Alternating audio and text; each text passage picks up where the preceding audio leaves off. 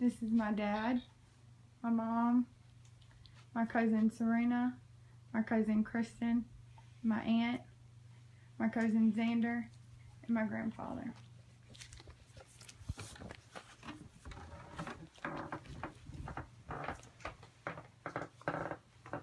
My name is Patience Stanford, and this is my persuasive speech about drinking and driving. I chose to do drinking and driving because I've had my own experience with it, and 2 of my friends have too. My first friend that had an experience with it was driving while she was drunk and someone died. When she was driving home from a party, her and her friend Ethan didn't have their seatbelts on and they took a curve too fast. When they took the curve too fast, Lily fishtailed and she ran off the road. When she ran off the road, she hit a culvert. When she hit the culvert, she went airborne for 100 feet, and then she was ejected out the vehicle along with Ethan. When Ethan landed on the ground, he broke his C1, which severed his brainstem, and he died immediately. Lily was then aircrafted to the hospital in Shreveport, where she dislocated her patella. She broke her elbow, fractured her wrist, and she also broke several vertebrae in her spine and her neck. The second experience I had was with Chad and Avery. Chad was driving him and his girlfriend home from a party, and he had been drinking.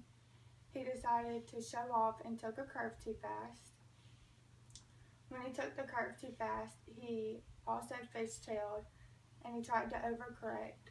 When he overcorrected, his truck started flipping and he was ejected along with his other 3 passengers. When Chad was ejected, the truck rolled on top of him and killed him instantly.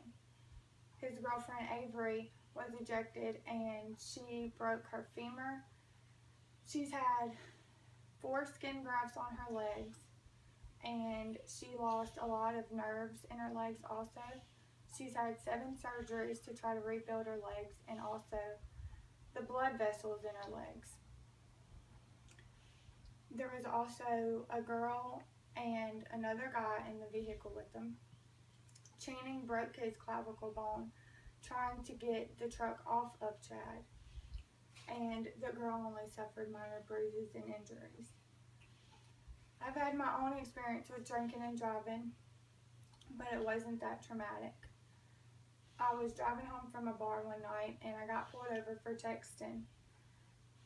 When the cop asked me if I had been drinking, I didn't lie and I said I had a beer, and he gave me a sobriety test. I passed it, but since I had admitted to drinking, he had to call his chief to come give me one also. So whenever I passed that sobriety test, also they knew that I had been drinking because I had admitted it, and I had to leave my vehicle on the side of the road and go to the police station, where they made me sit in a room by myself. The whole time they made me think that I was being arrested, but they were just teaching me a lesson.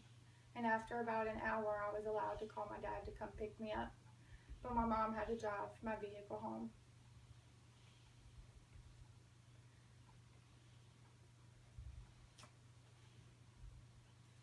Lily still suffers today from a lot of stress, and she has very bad nightmares, and she's also clinically depressed. She's tried to kill herself a few times. She's been in rehab, and she's also been in a mental institution due to all the traumatic issues that she's dealt with from killing a friend. Although her blood level was only 0.5, she was still under the legal age of drinking. I've watched her have anxiety attacks over little things. She's also under house arrest and just started her 3rd year of it. She can't go anywhere but her job, and she's lucky she has that one because she's a convicted felon. And Avery also deals with watching her boyfriend die before her eyes. She also has a lot of stress, but she's getting over it a lot better than Lily did. drinking and driving doesn't just affect you, it affects others. It also affects you mentally, physically, emotionally, and it can also ruin your future.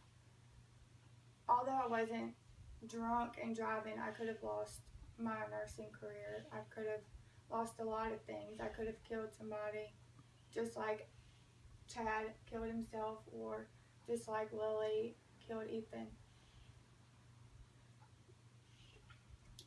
In 2007, 13,000 people died just from drinking and driving alone, while in 2012, there were 722 fatalities due to drinking and driving. It's said that there are at least 3 out of every 10 people are involved in a drinking and driving accident in their lifetime.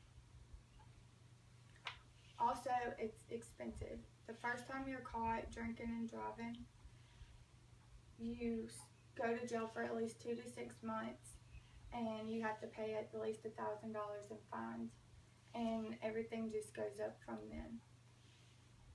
In conclusion, I would like to say drinking and driving just isn't worth it. It's not fair to your family or your friends, and it's not fair to the other people on the roads also. So if you're going to be drinking and driving, make sure you have a responsible driver, and just make sure it's someone who can